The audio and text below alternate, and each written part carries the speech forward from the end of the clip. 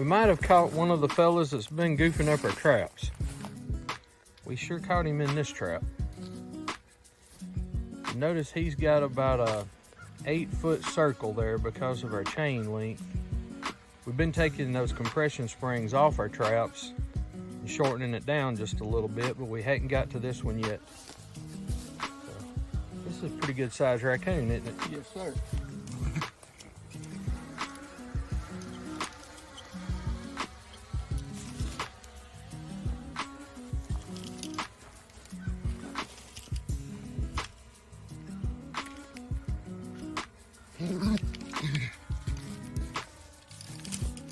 Those little fingers can hold on to that, can't they? They sure can. He's squared up pretty good. Yep. Yeah, stand up there.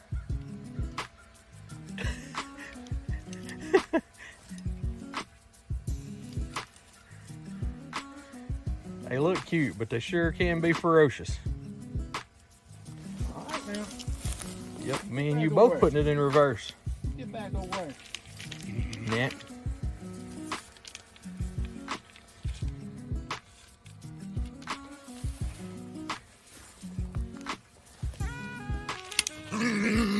Got it? Got it. Okay. Let's get him out. All right, we finally got this rascal out of the trap. After about 6 or 7 minutes of trying to get the loop on his neck.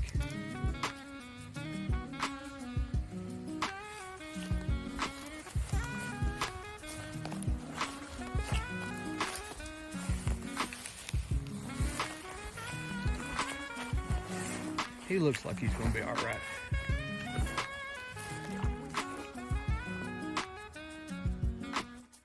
All right, we're gonna get this trap reset and bedded back down. We're digging out a place for the trap, putting that dirt in our sifter. We'll use that in a few minutes to help cover the trap.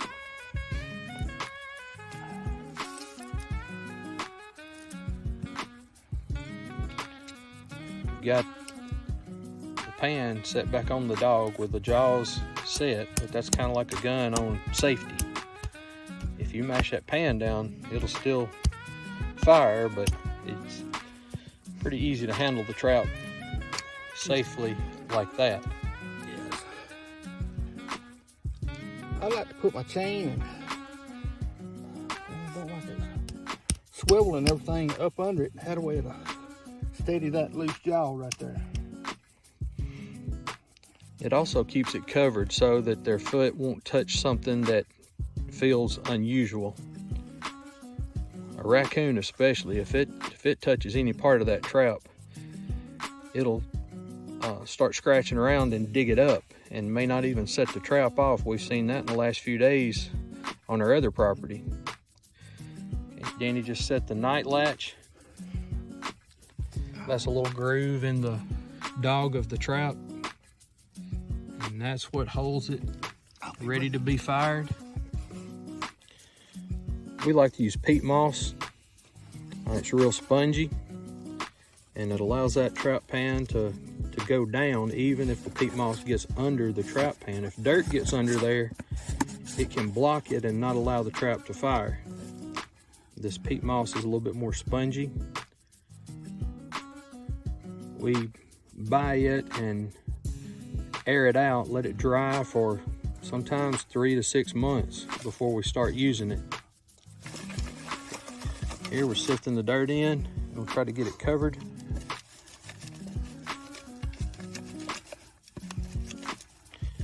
We've had a lot of rain lately, and having enough dirt to sift has been a challenge. It makes little mud balls when you start rolling it around in the sifter.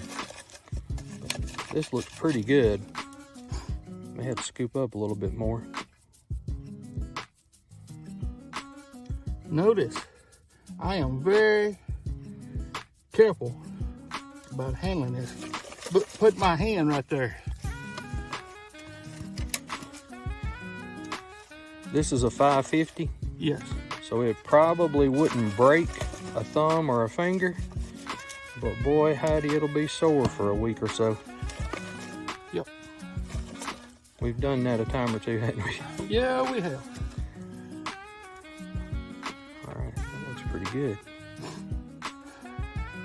Brett and I like to leave a low place right here, because usually when an animal walks up, instead of putting its paw up here, it'll want to hit that low place. So, all right. This is some of our mix that we use. It's grass and leaves. And we made a video where we have a 5-gallon bucket. We put this down in our bucket and then have a chain and an attachment for a drill, and it just shreds this stuff. It makes it blend in a trap really well. Just a little goes a long way right there. That's right. All right. Okay, we'll get some bait and lure, and this one will be ready.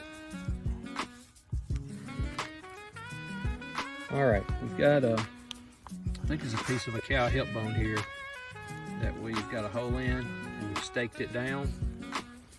We have put Cody gland lure on the bone, and then up under the bone we have put some tainted beaver meat from one of our previous catches. We're expecting rain, and hopefully the pores of that broken part of that bone will hold that lure scent, and also the bone will protect the beaver meat, and we'll still have a good set here. We're kind of under some cedars right here on this pond levee, so maybe it won't rain hard enough to affect this set.